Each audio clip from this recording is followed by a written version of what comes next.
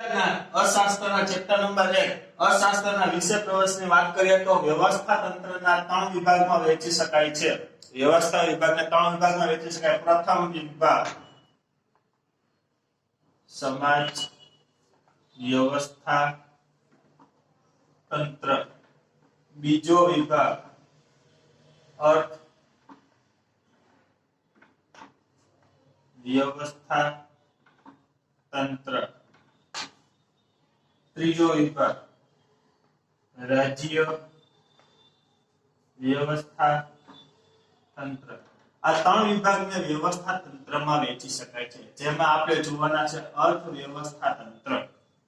તો સૌપ્રથમ આપણે જોઈએ અર્થ વ્યવસ્થા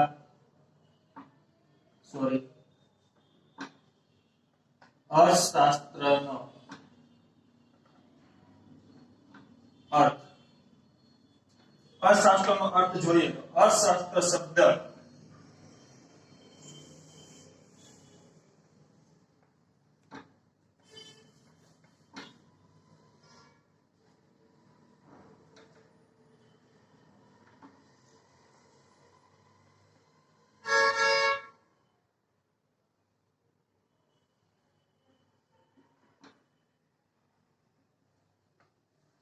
અર્થનું શાસ્ત્ર.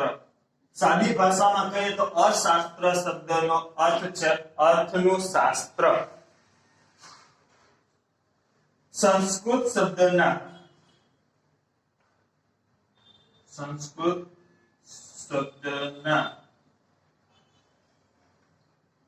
અર્થ પરથી આ શબ્દ ઉતરી આવ્યો છે.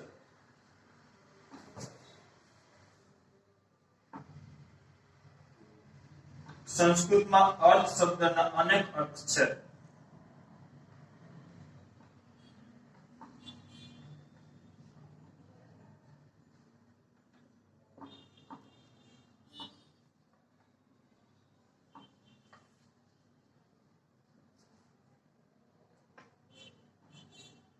જેમાં એક છે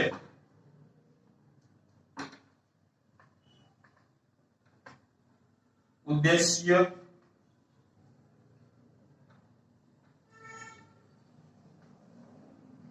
કશુંક મેળવવું,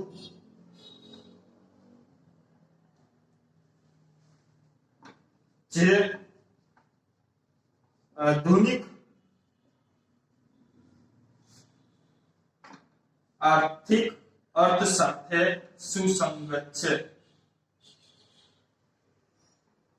જે આધુનિક આર્થિક અર્થ સાથે સુસંગત છે. તો અર્થશાસ્ત્રનો અર્થ છે અર્થનું શાસ્ત્ર. સંસ્કૃત શબ્દના અર્થ પરથી આ શબ્દ ઉતરી આવ્યો છે. સંસ્કૃતમાં અર્થના અર્થ અનેક છે, જેમાં એક અર્થ છે ઉદ્દેશ્ય, કશુંક મેળવવું એટલે કે પ્રાપ્ત કરવું, જે આધુનિક આર્થિક અર્થ સાથે સુસંગત છે. પછી આગળ જોઈએ અંગ્રેજી શબ્દ ઇકોનોમિક્સ પરથી ગ્રીક શબ્દ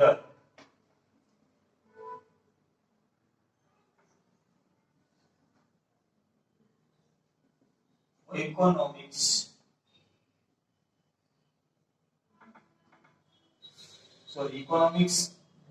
ગ્રીક શબ્દ ઇકોનોમિક્સ પરથી ઉતરી આવ્યો છે.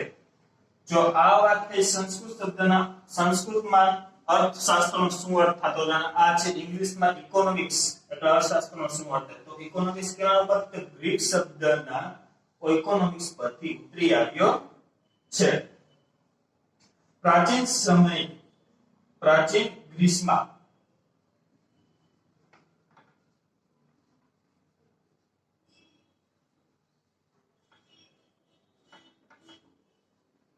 ઘર વખરી સરસામાન કે જે વ્યક્તિગત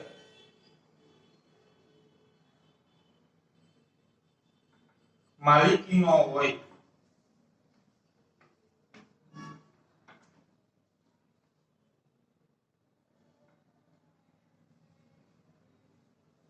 તેને ઓઇક્સ કહેતા. એટલે શું કહેવા માંગે છે? પ્રાચીન ગ્રીસમાં ઘરવખરી સરસામાન કે જે વ્યક્તિગત માલિકીનો હોય, પોતાનો હોય, તેને શું કહેતા? ઓઇક્સ કહેતા. ગ્રીસના ભાષામાં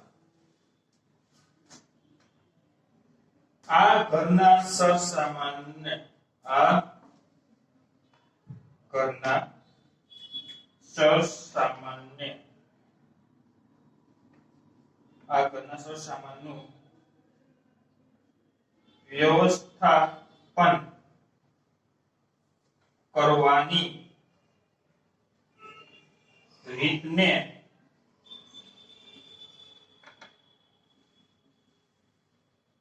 નોમ્સ કહેતા. તો બે ભાગમાં વહેંચવામાં આવેલા, કોનોમિક્સ પછી નોમ્સ. તો પહેલા આપણે ઘર વખરીને શું કહેતા? જો 2 પોઈન્ટ આપણે કરી નાખીએ. ઘર વખરી સરસામાન કે જે વ્યક્તિગત માલિકીનો હોય તેને કોઈસ કહેતા, અને ઘરના સરસામાનનું વ્યવસ્થાપન કરવાની રીતને નોમ્સ કહેતા. તો આ થયું આપણે અર્થશાસ્ત્રનો અર્થ સંસ્કૃત ભાષામાં અને ઇંગ્લિશમાં.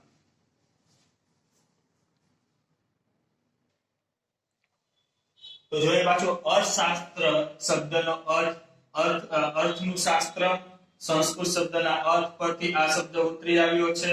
સંસ્કૃતમાં અર્થ શબ્દના અનેક અર્થ છે કે જેમાં એક ઉદ્દેશ્ય અને કશુંક મેળવવું જે આધુનિક આર્થિક અર્થ સાથે સુસંગત છે. આથી આપણું સંસ્કૃતનું અર્થશાસ્ત્ર. હવે જોઈએ અંગ્રેજીમાં ઇકોનોમિક્સ. ગ્રીસના ઇકોનોમિક્સ પરથી ઉતરી આવ્યો છે.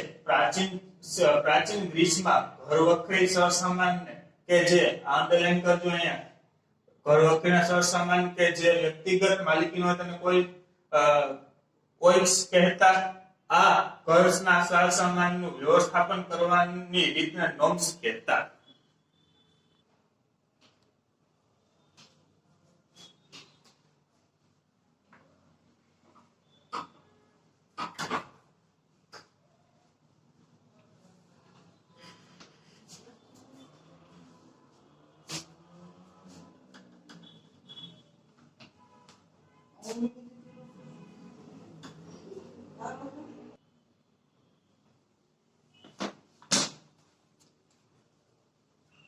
હવે આપણે જોઈએ આર્થિક પ્રવૃત્તિ અને બિન આર્થિક પ્રવૃત્તિ.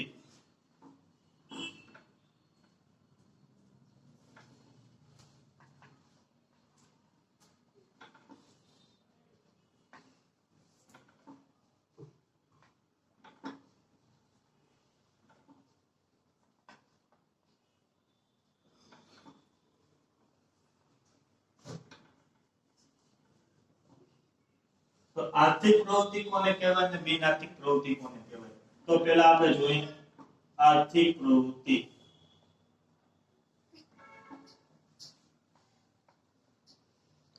મિત્રો, આર્થિક પ્રવૃત્તિ એટલે કે જે નફાના હેતુથી કરવામાં આવતી પ્રવૃત્તિને આર્થિક પ્રવૃત્તિ કહેવામાં આવે છે.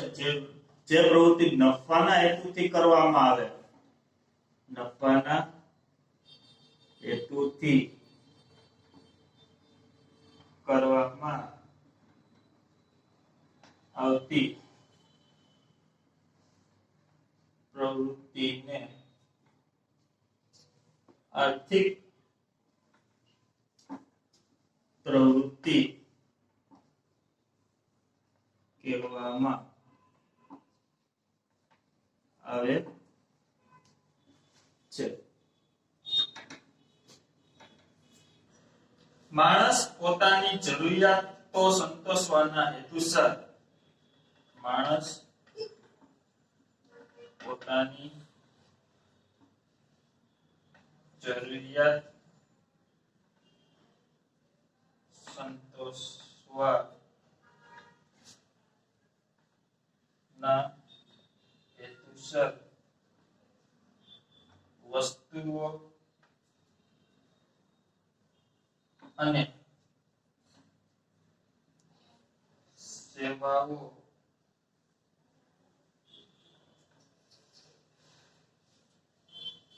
ના વિનિમય માટે આવક મેળવવાની કે ખર્ચ કરવાની જે પ્રવૃત્તિ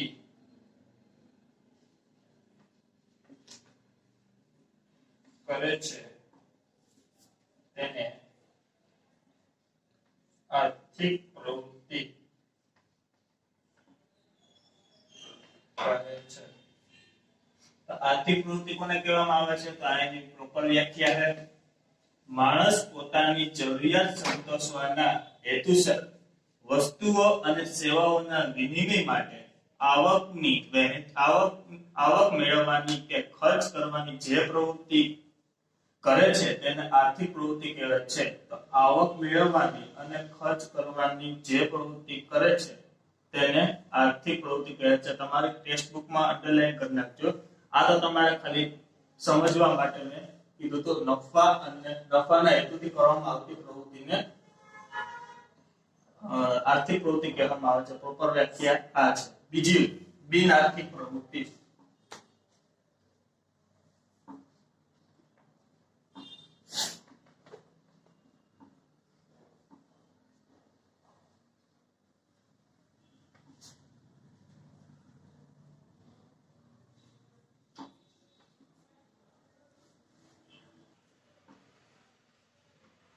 આર્થિક પ્રવૃત્તિની અંદર જે પોઈન્ટ આવશે આર્થિક પ્રવૃત્તિ કેના ઉપર આધારિત છે? તો આવક, ખર્ચ અને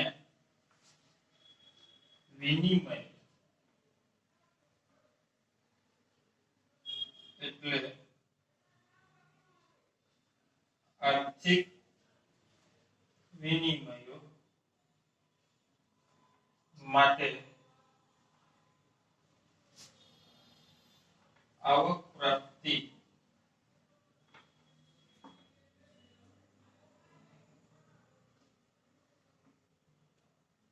કે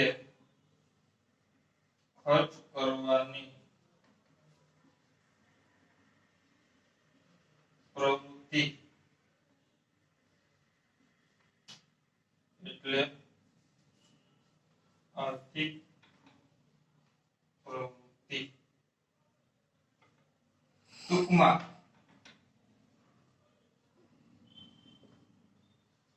જરૂરિયાત સંતોષ માટે વસ્તુઓ કે સેવાઓ મેળવવા આવક પ્રાપ્તિ કે ખર્ચ કરવાની પ્રવૃત્તિ એટલે આર્થિક પ્રવૃત્તિ. તો આપણે જોઈએ પહેલેથી નફાના હેતુથી કરવામાં આવતી પ્રવૃત્તિને આર્થિક પ્રવૃત્તિ કહેવામાં આવે છે. માણસ પોતાની જરૂરિયાત સંતોષવાના હેતુસર વસ્તુઓ અને સેવાઓના વિનિમય માટે આવકની કે ખર્ચની કરવામાં આવતી જે પ્રવૃત્તિને આર્થિક પ્રવૃત્તિ કહેવામાં આવે છે. આવક અને ખર્ચ વિનિમય એટલે આર્થિક વિનિમય માટે આવક પ્રાપ્તિને ખર્ચ કરવાની પ્રવૃત્તિ કહેવામાં આવે છે. આવક, ખર્ચ અને વિનિમય ટૂંકમાં જરૂરિયાત સંતોષ માટે વસ્તુઓ કે સેવાઓ મેળવવા આવક પ્રાપ્તિ કે ખર્ચ કરવાની પ્રવૃત્તિ એટલે આર્થિક પ્રવૃત્તિ. વસ્તુઓ કે સેવાઓ મેળવવા આવક પ્રાપ્તિ કે ખર્ચ કરવાની પ્રવૃત્તિ એટલે આર્થિક પ્રવૃત્તિ. તો આ આખો કન્સેપ્ટ થયો આર્થિક પ્રવૃત્તિનો. તમે આનો સ્ક્રીનશોટ લઈ લેજો.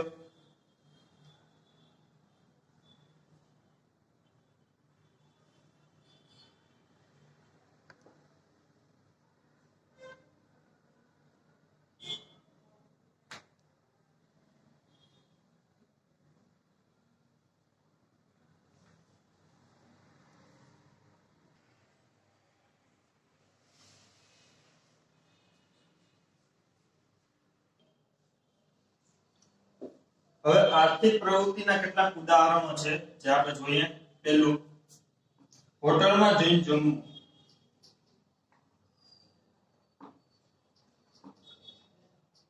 આર્થિક પ્રવૃત્તિ છે. બીજી, થિયેટરમાં જઈ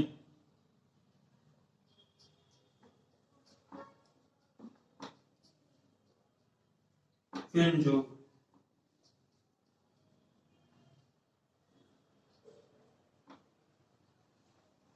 બીજું, ખેતરમાં જઈને મહેનત કરવી.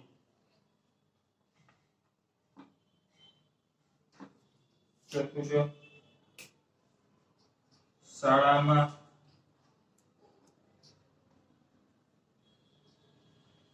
બાળકોને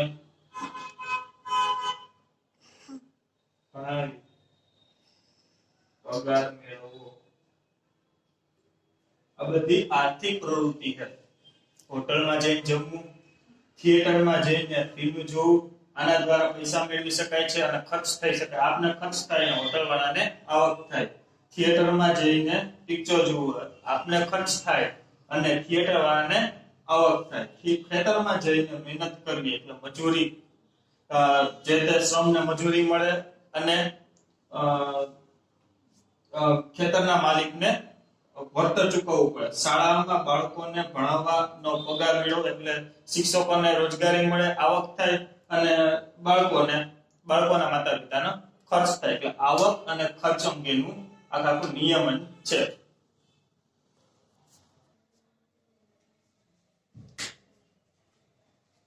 હવે આપણે જોઈએ બિન આર્થિક પ્રવૃત્તિ.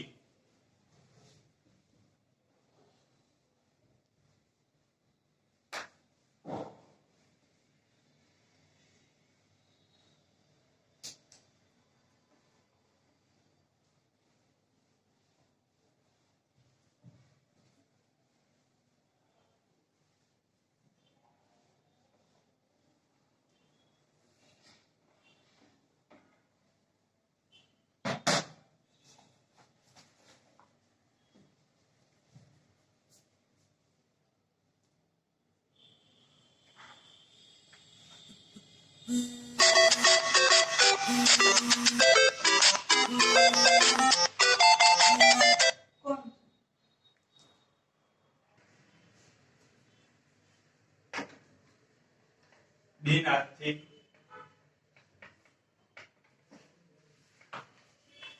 પ્રવૃત્તિ જે પ્રવૃત્તિનો ઉદ્દેશ્ય આવક મેળવવાનો, જે પ્રવૃત્તિનો ઉદ્દેશ્ય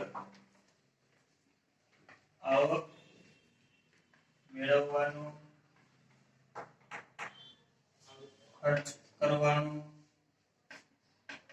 કે વિનિમય ન હોય તેને બિન આર્થિક પ્રવૃત્તિ કહે છે. જે પ્રવૃત્તિનો ઉદ્દેશ્ય આવક મેળવવાનો કે ખર્ચ કરવાનો કે વિનિમય કરવાનો ન હોય તેને બિન આર્થિક પ્રવૃત્તિ કહે છે. દાખલા તરીકે દયા, માયા, પ્રેમ જેવી લાગણીઓ થી પ્રેરાય ને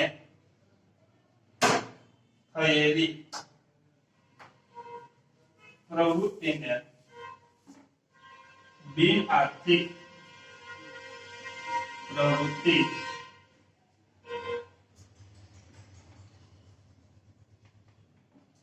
કહે છે. અથવા હજી એક વ્યાખ્યા લખું, જે પ્રવૃત્તિનો ઉદ્દેશ્ય નફાનો ન હોય, સેવાનો હોય તેવી પ્રવૃત્તિને બિનઆર્થિક પ્રવૃત્તિ કહે છે. તો આ છે બિનઆર્થિક પ્રવૃત્તિ. જે પ્રવૃત્તિનો ઉદ્દેશ્ય આવક મેળવવાનો, ખર્ચ કરવાનો કે વિનિમયનો ન હોય તે પ્રવૃત્તિને બિનઆર્થિક પ્રવૃત્તિ કહે છે. દાખલા તરીકે દયા, માયા, પ્રેમ જેવી લાગણીઓને પ્રેરાઈને થયેલી પ્રવૃત્તિને બિનઆર્થિક પ્રવૃત્તિ કહે છે.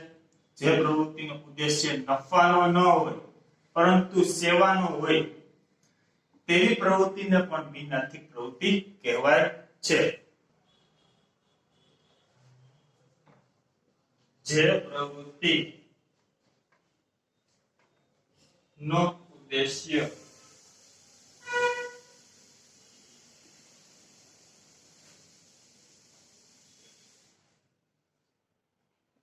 માત્ર સેવા નો હોય, આવક કે ખર્ચ નો ન હોય તેવી પ્રવૃત્તિને બિન આર્થિક પ્રવૃત્તિ કહે છે. દાખલા તરીકે દાન આપવાની. તો બિનઆર્થિક પ્રવૃત્તિ જે પ્રવૃત્તિનો ઉદ્દેશ્ય આવક મેળવવાનો, ખર્ચ કરવાનો કે વિનિમયનો ન હોય તેને બિનઆર્થિક પ્રવૃત્તિ કહે છે. તો તેમાં દાખલા તરીકે દયા, માયા, પ્રેમ જેવી લાગણીઓ પ્રેરાઈ થયેલી પ્રવૃત્તિને બિનઆર્થિક પ્રવૃત્તિ કહેવાય છે. જે પ્રવૃત્તિનો ઉદ્દેશ્ય નફાનો ન હોય, સેવાનો હોય તેવી પ્રવૃત્તિને બિનઆર્થિક પ્રવૃત્તિ કહે છે. આપણે આર્થિક પ્રવૃત્તિમાં જોયું હતું કે તેમાં ઉદ્દેશ્ય શેનો હોય તો કે નફાનો ઉદ્દેશ્ય હોય. આમાં નફાનો ઉદ્દેશ્ય હોય ને આમાં સેવાનો ઉદ્દેશ્ય હોય ને બિનઆર્થિક પ્રવૃત્તિ કહેવાય છે. જે પ્રવૃત્તિનો ઉદ્દેશ્ય માત્ર સેવાનો હોય, આવક કે ખર્ચનો ન હોય તેવી પ્રવૃત્તિને બિનઆર્થિક પ્રવૃત્તિ કહે છે. દાખલા તરીકે દાન આપવાની પ્રવૃત્તિ. દાન આપવાની પ્રવૃત્તિ કઈ છે? બિનઆર્થિક પ્રવૃત્તિ છે. એમાં આપણે ખર્ચ કે આવક જોતા નથી. આપણો ખર્ચો છે એ રીતે નથી જોતા, પણ આપણે દાન ધર્મ તો કરીએ છીએ. આપણી બિનઆર્થિક પ્રવૃત્તિ કહેવાય. પછી તમને આગળ આપ્યું છે, આ વ્યાખ્યા પરથી એમ તારવી શકાય છે કે વ્યક્તિ કશુંક મેળવવાની આશા સાથે લાભ અને ગેરલાભની તુલના સાથે જે પ્રવૃત્તિ કરે છે તે આર્થિક પ્રવૃત્તિ છે. લાભ અને ગેરલાભની તુલના કરવામાં આવે, નફા અથવા ખોટની તુલના કરવામાં આવે, ત્યાં શું આવી જાય તો કે આર્થિક પ્રવૃત્તિ આવી જાય. તો આમાં નફા અને નુકસાનની, ખોટ અથવા નફાની તુલના કરવામાં આવતી નથી. અહીંયા માત્ર સેવાનો ઉદ્દેશ્ય જ હોય છે, જેમાં વિનિમય થવો જરૂરી છે. આર્થિક પ્રવૃત્તિની સ્પષ્ટ સમજ માટે નીચેના ઉદાહરણ જોઈએ. તો જેમાં હોટલમાં જઈને જમવું, ખર્ચ કરી જરૂરિયાતો સંતોષવી, થિયેટરમાં જઈને ફિલ્મ જોવી, ખેતરમાં જઈને મહેનત કરવી, આ બધા શેના ઉદાહરણ છે? તો કે બિન આર્થિક પ્રવૃત્તિના ઉદાહરણો છે. તો આ માણસની અનેક જરૂરિયાત છે. આ જરૂરિયાતને પૂરી કરવા માટે જે વસ્તુ કે સેવાની જરૂર પડે છે તે મેળવવા માટે કાં તો વસ્તુ કે સેવા આપવી પડે અને નાણાં આપવા પડે છે, અને આ બદલામાં આપને વસ્તુ કે સેવાઓ પ્રાપ્ત થાય છે. આપણે વિનિમય કરવો પડે છે, આપણે નાણાં ચૂકવવા પડે છે, બદલામાં આપને શું મળે છે? તો કે વસ્તુ કે સેવાનો લાભ મળે છે.